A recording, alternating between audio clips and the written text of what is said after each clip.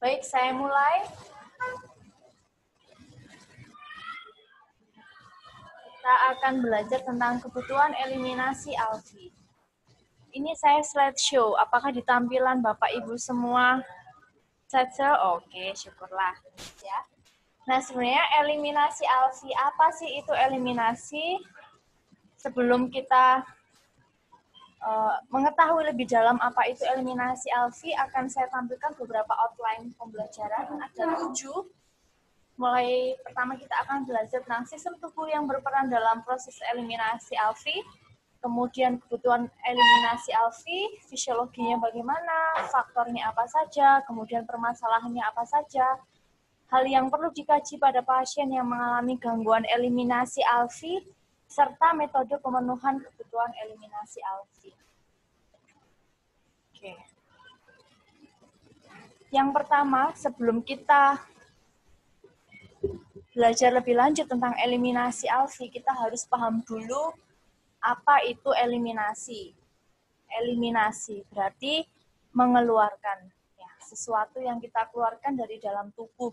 Kenapa eliminasi itu penting? Eliminasi itu penting karena merupakan salah satu kebutuhan dasar manusia.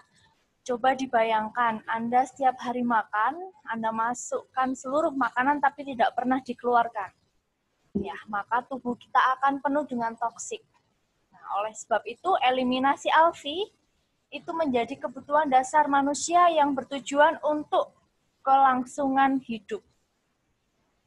Kenapa kok kaitannya dengan kelangsungan hidup? Karena di eliminasi alfi ini adalah salah satu sistem yang menjaga keseimbangan tubuh atau fisiologis dari tubuh melalui pembuangan sisa-sisa metabolisme atau sisa-sisa pencernaan. Nah, ini review sedikit tentang anatomi GI tract ya, atau gastrointestinal tract. Kurang lebih gastrointestinal sistem kita itu panjangnya 7 sampai 7,9 meter. Wah, ya berarti 3 kalinya Andika ya. Beratnya Andika berat tinggi badan 1,7 anggap aja ya, ada 3 sampai 4 kalinya Andika ya. Itu masuk di tubuh kita ya, ususnya. Nah, GI tract itu dimulai dari mulut, di mana nanti di mulut ada proses mekanis dan kimiawi. Mekanis oleh gigi, kemudian kimiawi oleh saliva. Kemudian di esofagus, ada sphincter esofagial atas, peristaltiknya, ada gerakan peristaltik, kemudian ada juga sphincter esofagial bawah. Kemudian makanan itu akan masuk ke lambung, masuk ke usus halus, usus besar, dan rektum. Sedikit kita akan mengulas satu persatu.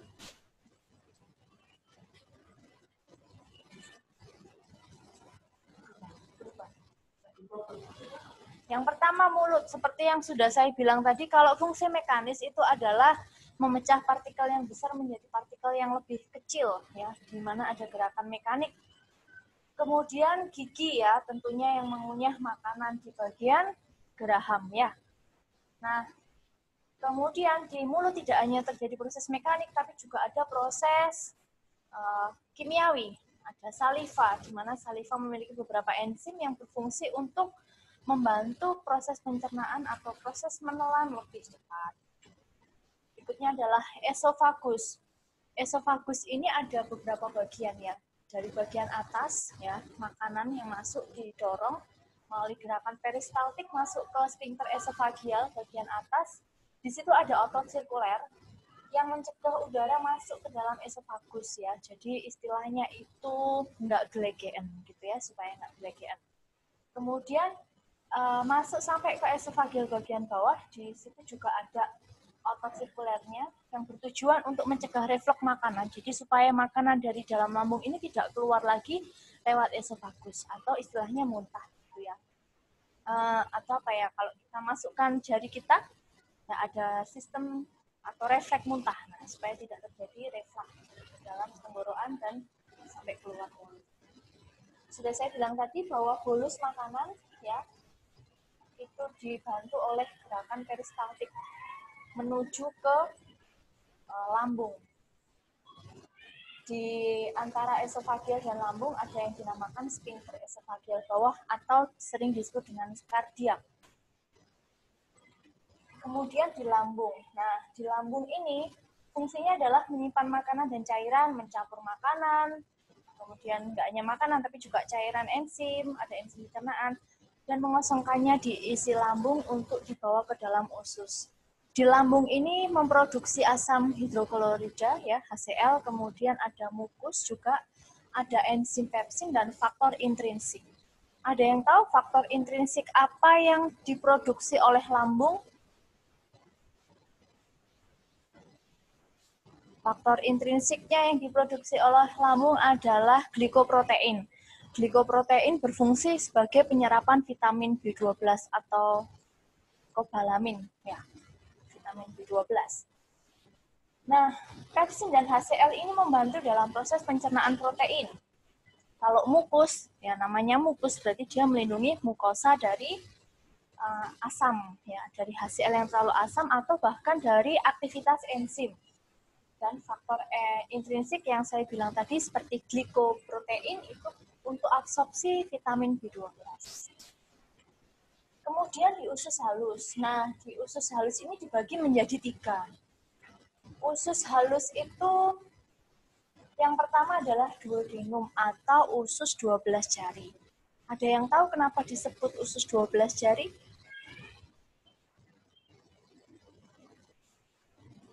Tentunya bukan bentuk ususnya bercabang menjadi 12, tidak. Tapi karena panjangnya hampir 12 jari kita, ya.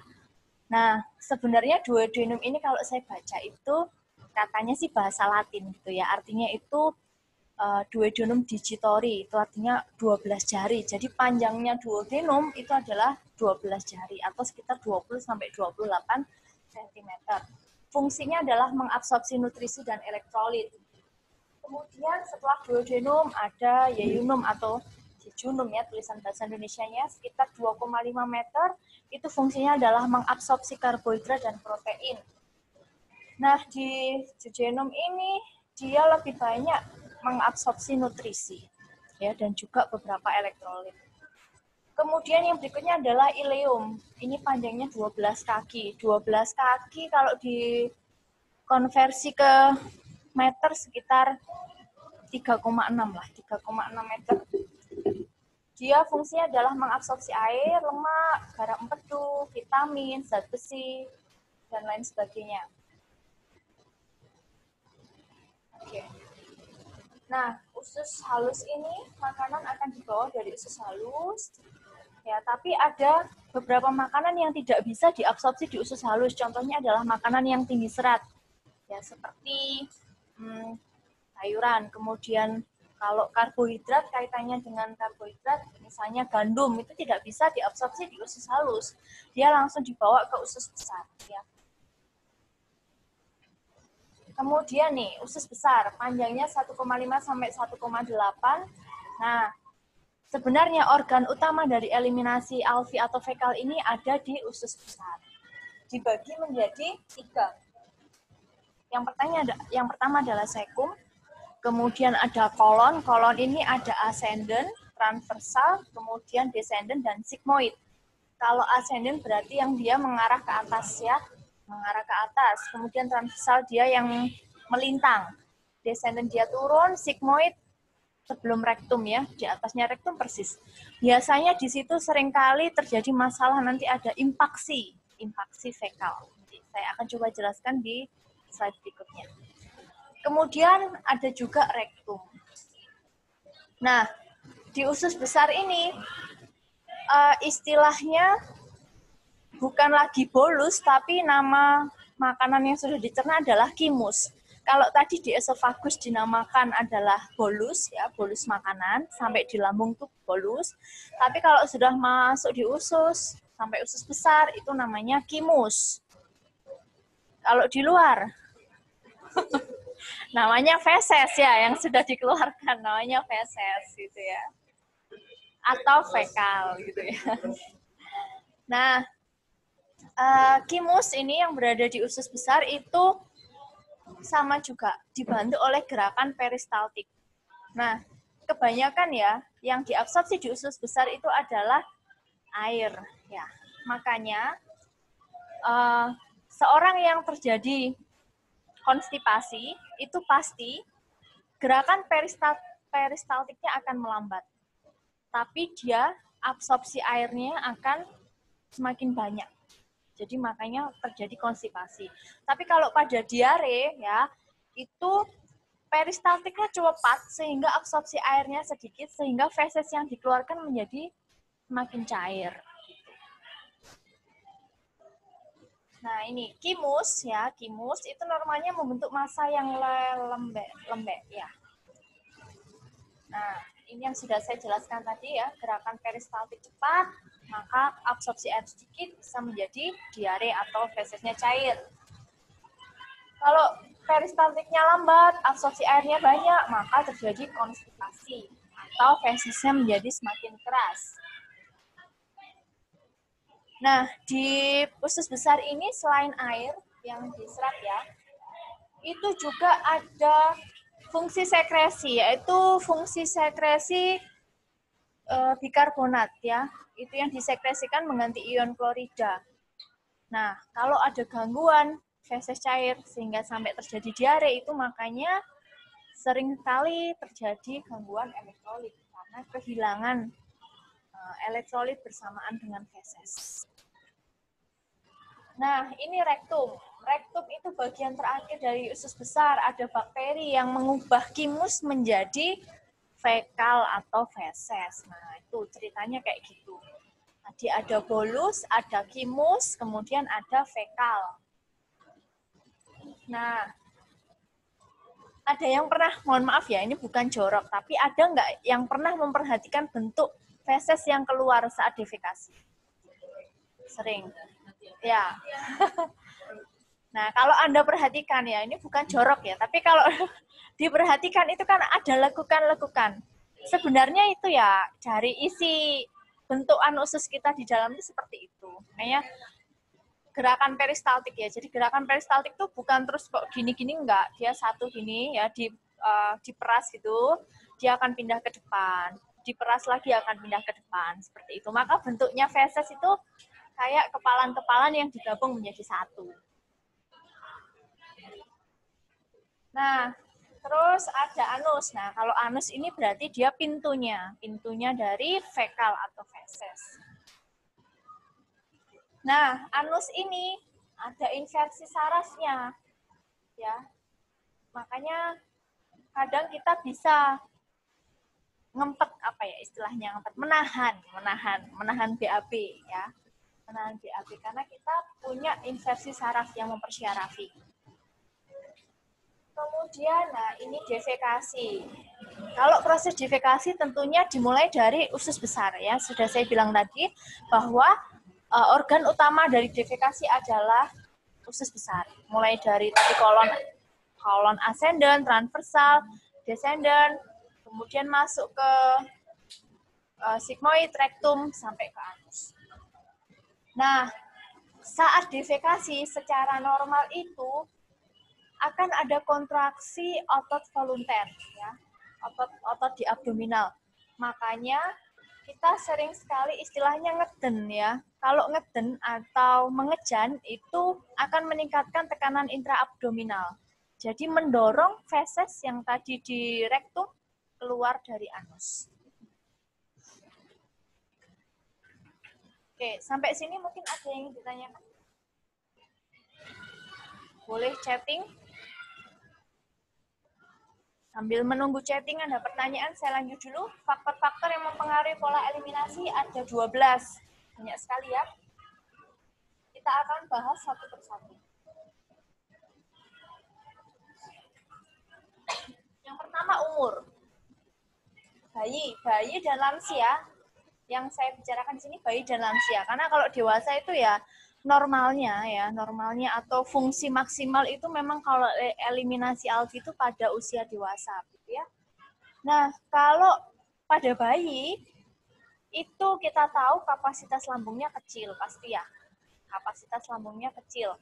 Dan gerakan peristaltiknya itu lebih cepat karena apa yang dia konsumsi itu lebih seringkali kan cair ya. Kalau bayi kan ASI aja ya. 0 sampai 6 bulan. Bahkan kalau dia usia di atas 6 bulan dapat MPASI pun jarang makanannya yang padat, pasti kebanyakan ada unsur air. Jadi kayak peristaltiknya lebih cepat. Makanya pada bayi seringkali dijumpai keluaran fesesnya itu lebih ke lembek maksudnya.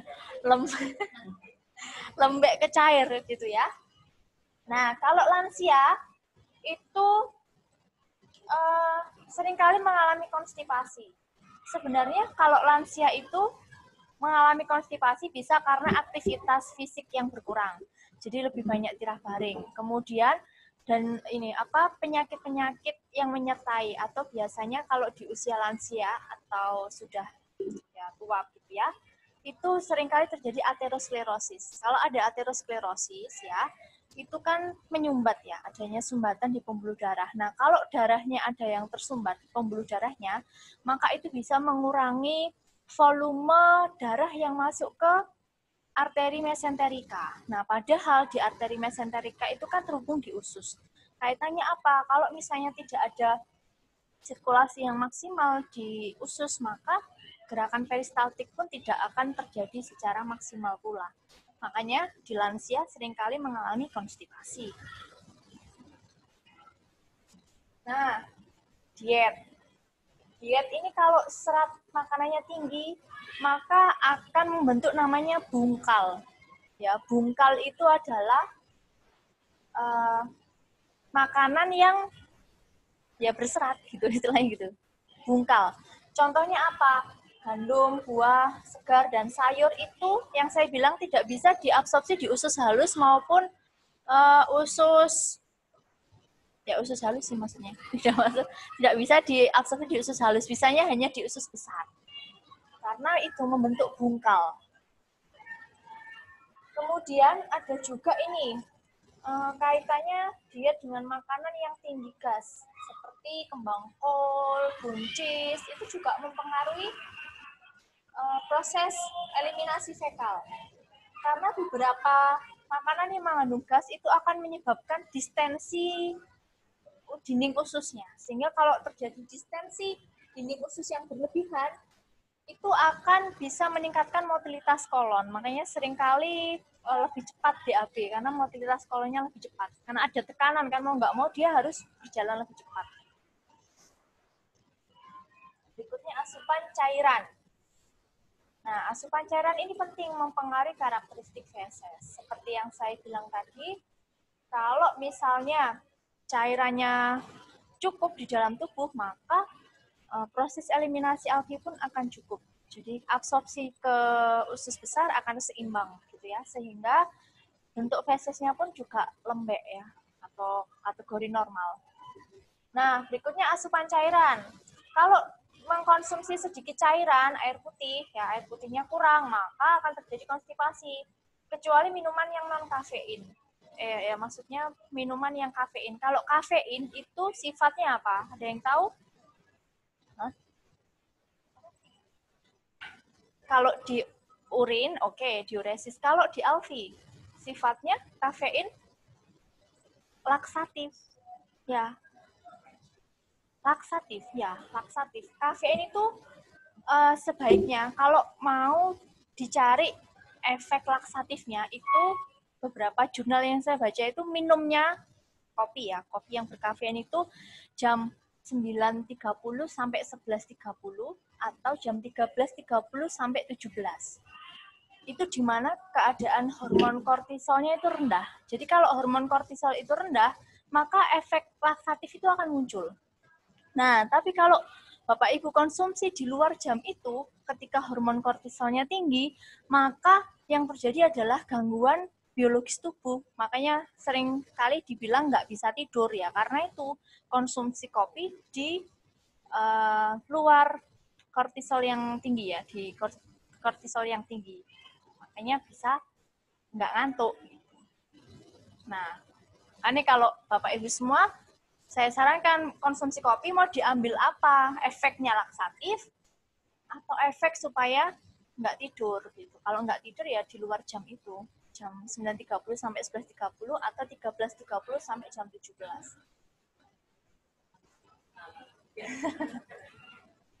Begitu. Nah, kalau kafein kaitannya dengan eliminasi urin, nanti betul itu diuresis. Kalau alfi laksatif. Nah, berikutnya adalah aktivitas fisik. Aktivitas fisik ini mempengaruhi peristaltik.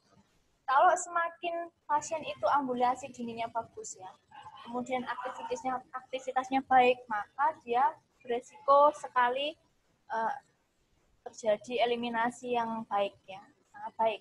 Tapi kalau ada penyakit jangka panjang, kemudian imobilitas, biasanya pada pasien lansia atau degeneratif, itu bisa menurunkan eliminasi fekal, jadi konstipasi. Kaitannya juga dengan lansia itu adalah fungsi degeneratif, bahwa ada penurunan fungsi otot. Ya, kalau lansia kan semua ada degradasi atau penurunan. Nah, faktor psikologis. Apakah Anda sering mengalami saat mau ujian, atau kalau yang masih muda ini ketemu seseorang yang disayang, tiba-tiba mules? Nah, kaitannya apa? Ini kaitannya. Yang pertama adalah stres atau emosional. Itu akan membuat proses digestif lebih cepat, ya, dan gerakan peristaltiknya meningkat karena pembuluh darahnya kan juga meningkat. Seperti yang saya bilang, ada arteri mesenterika yang ke usus, jadi membuat semakin cepat. Makanya peristaltiknya cepat. Kalau peristaltik cepat, makanya terasa mules gitu. Kalau itu saya alami sih, kalau saya biasanya mau ujian, ya, itu pasti mules. Pasti mulesnya. Karena itu. Kemudian, oh ya, ada chat. Saya baca chat dulu ya. Udah kangen ini di chat. Nah, ini. Sekarang juga stres. Wow, Pak Amal. Pak Amal kenapa stres? Stres ketemu saya, kuliah saya. Ya, semoga ya diambil manfaatnya aja. Ya. Kemudian stres juga bisa dikaitkan dengan ini, stres yang karena penyakit, artinya gangguan di fungsi tubuh itu sendiri, seperti penyakit kolitis, kemudian penyakit usus halus, penyakit Crohn, iritabilitas gitu ya, macam-macam penyakitnya.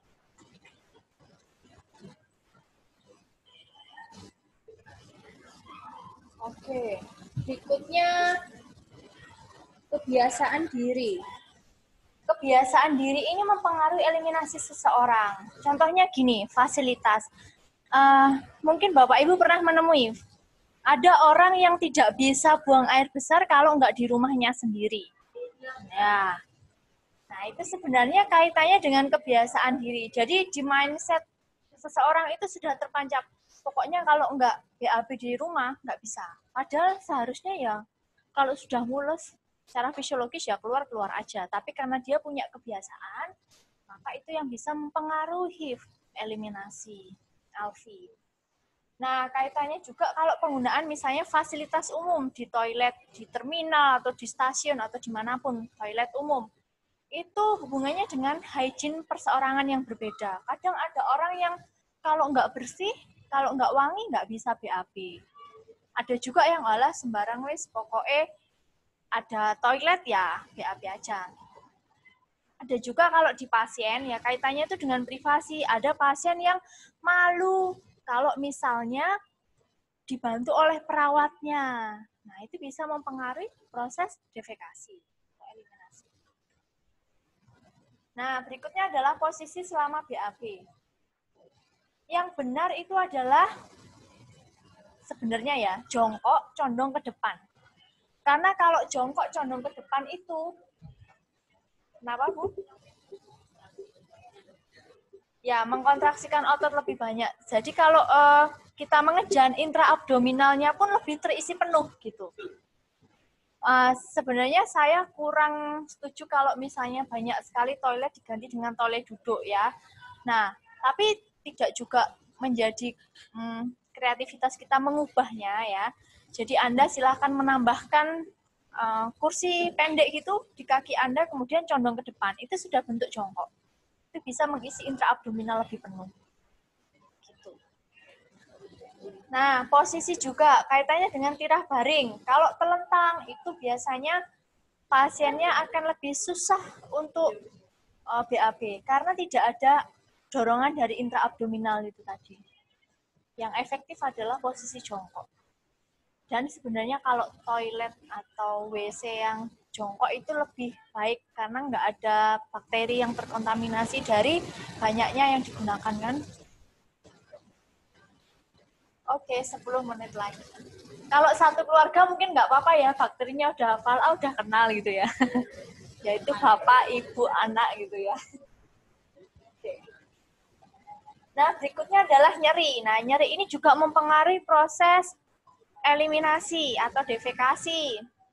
Kalau nyeri itu seringkali pada pasien yang berusaha untuk menghindari. Saya nggak mau nyeri bertambah, makanya saya nggak mau BAB. Gitu. Terus kehamilan. Nah, kehamilan ini ya Bapak Ibu tahu ya, organ perut kita ini kan isinya banyak tapi tempatnya sedikit padat merayap ya. Jadi kalau ditambahi baby, nah itu tambah lagi. Semakin padat merayap gitu ya. Nah, makanya susah sekali untuk BAB. Jadi sering kali ibu hamil itu mengalami konstipasi. Nah, biasanya kalau di kehamilan itu sering melambat pada trimester ketiga. Karena semakin bayinya semakin besar ya. Jadi menekan banyak fungsi usus di situ. Ada juga pembedahan dan anestesi. Ya, Bapak Ibu pasti sudah tahu banyak medikasi atau anestesi yang digunakan yang mempengaruhi atau mengistirahatkan sementara saat pembedahan. Ya. Sebenarnya ada penelitian gini yang bilang, kalau habis operasi, pasca operasi, itu pasien diberikan minum kopi. Ada, saya baca penelitian tuh kayak gitu. Karena yang ingin diambil adalah efek laksatifnya itu. Cuma kadang kopi itu kan nggak hanya efek laksatif aja yang didapat ya. Banyak juga kontraindikasi dengan beberapa obat. Itu masih jadi pro kontra. Kalau sedikit mungkin nggak apa-apa, tapi kalau dosisnya terlalu banyak, kopi itu tidak disarankan setelah operasi. Nah, medikasi. Ada yang tahu efek laksatif dan katartik? Kalau ini kaitannya medikasi itu ada obat-obatan yang dia sifatnya laksatif. Sebenarnya kalau laksatif itu adalah tujuannya itu melunakkan tinja. Tapi kalau katartik itu melunakkan tinja sampai membuatnya menjadi cair, ya. Jadi prosesnya itu nggak sempurna. Atau biasa sering disebut dengan obat pencahar. Biasanya ini didapat pada obat-obatan yang untuk diet gitu loh. Ya, pelangsing betul. Itu sebenarnya merusak fisiologis usus. Seharusnya usus itu kan sampai lembek ya, tapi dia nggak sampai lembek langsung dikeluarkan. Jadi fungsinya nggak sempurna. Fungsi dari eliminasi fekal itu sendiri. Nah, pemeriksaan diagnostik ini saya revisi. Ini bukan visual tapi visual. Ya. Pemeriksaan diagnostik ini juga seringkali mempengaruhi eliminasi fekal karena ada beberapa pemeriksaan yang itu kan dibersihkan dulu ususnya toh supaya tidak membuat rancu hasilnya. Oke, masalah umum yang terjadi ada 6. Konstipasi, impaksi, diare, inkontinensia, flatulensi, dan hemoroid. Yang pertama konstipasi. Konstipasi itu bukan gejala, bukan penyakit tapi gejala. Ya, sudah ini ya, sudah jelas ya bahwa kaitannya dengan absorpsi tadi. Kalau konstipasi kaitannya dengan absorpsi. Yang perlu kita perhatikan sebagai perawat adalah peningkatan tekanan intraabdominal ya. Tidak dianjurkan pada pasien memiliki masalah kardiovaskular dan PTIK. Oke, ada chatting Oh, dari Budiran. Untuk kasus seperti apa sebaiknya memakai laksatif atau katartik apabila pasien mengalami gangguan eliminasi atau konstipasi? Gini, kalau laksatif itu biasanya pada konstipasi yang kurang dari 12 hari itu masih bisa diberikan laksatif. Karena kalau lebih dari 12 hari konstipasi itu kan nanti takutnya ke penyakit kronis, jadi harus segera dikeluarkan. Nah, kalau katartik itu biasanya malah digunakan pada sebelum pemeriksaan penunjang, karena memang diminta efeknya yang cepat.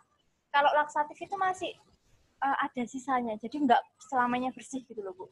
Tapi kalau katartik langsung bisa membersihkan, karena efeknya yang kuat itu. Cuma dia akan merusak fisiologisnya. Dan sebaiknya kalau katartik itu tidak digunakan terus-menerus. Yang boleh digunakan secara terus-menerus itu adalah laksatif. Tapi lebih baik lagi tidak usah pakai semua, kita konsumsi sayur dan buah. Gitu Bu Dwi Ratna, apa bisa diterima?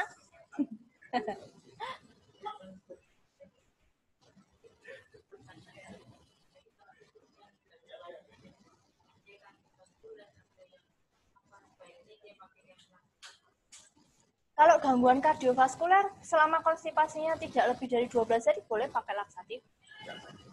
Supaya nggak ngedem. Kan yang saya bilang laksatif itu kan tujuannya hanya melunakkan sebenarnya, bukan membersihkan. Kalau Anda ingin mencari pembersih, ya pakai katartik. Urus-urus. Ya. Berikutnya. Nah, ini ada yang pernah tahu skala Bristol? Ya ini, kalau belum tahu saya kasih tahu. Normalnya itu adalah di nomor 3 sama 4. Ya, ini. Skala Bristol ya. Dikatakan dia konstipasi berat itu kalau tipe 1 keras mirip kacang sulit dikeluarkan. Kacang sangrai. Terus tipe 2 seperti sosis tapi masih menggumpal.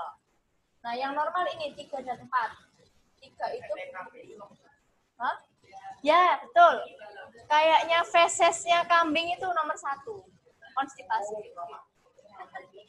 Ya beda itu ya. Fisiologisnya beda dengan manusia. Jangan disamakan. Tipe 5 tipe 4 ini mirip sosis atau ular, empuk dan halus.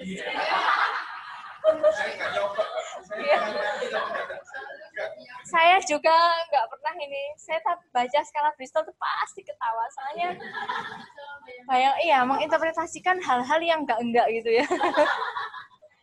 Ya. Tipe 5 seperti gumpalan, mudah dikeluarkan. Yang 6 ini permukaannya halus, mudah cair, sangat mudah dikeluarkan. Kalau yang tipe 7 itu dia 100% cair. Ya. Diare tanpa ampas itu masuk tipe 7. Berikutnya impaksi. Yang saya bilang tadi, impaksi itu feses yang mengeras. Biasanya itu tipe 1 atau 2 dari skala Bristol itu menumpuk di rektum. Ya. Siapa saja yang berisiko terjadi impaksi fekal pada pasien yang tidak sadar, dan bahkan pada pasien yang dehidrasi atau kita mungkin berisiko ya, karena kalau misalnya kurang minum. Kemudian ya ini akibatnya adalah kehilangan nafsu makan, mual muntah, distensi abdomen karena perutnya terasa penuh terus akhirnya nggak mau makan gitu ya. Terus ya nutrisinya jadi kurang. Diare. Diare ini gangguan absorpsi ya. Yang jelas diare itu gangguan absorpsi air. Jadi airnya yang diabsorpsi itu sedikit, maka yang keluar lebih banyak. Bisa juga disebabkan karena iritasi pada kolon ya. Karena iritasinya itu misalnya bahan-bahan iritan kayak makanan pedas itu juga bisa mengiritasi mukus di kolon. Kemudian juga misalnya makanan yang mengandung bakteri penyebab diare itu bisa juga mengubah eliminasi fekal.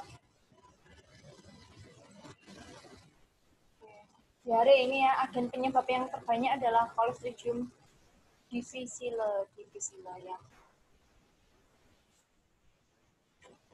Inkontinensia, ini inkontinensia alfi itu gangguan fungsi sphincter ya, jadi ototnya yang tidak bisa menahan akibat gangguan persyarafannya di situ, biasanya pada lansia ya.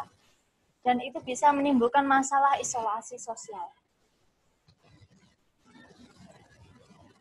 Kemudian flatulence. Ini biasanya pada lumen intestinal. Nah, tahu flatulen ya? Flatus berarti ngentut gitu ya. Nah, ngentut gitu ya. Itu juga seringkali menjadi permasalahan yang katanya dengan eliminasi